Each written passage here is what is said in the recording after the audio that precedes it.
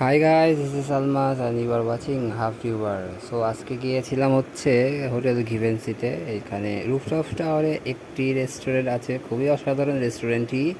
এবং তোমরা অবশ্যই দেখতে পাচ্ছ স্টেরিং সিঁড়ি থেকে তারা আর্টিফিশিয়াল গাছ দিয়ে ভরপুর। এবং শুধু সিঁড়ি নয়, ভেতরে ডেকোরেশনগুলোতেও খুব সুন্দর সুন্দর গাছ আছে।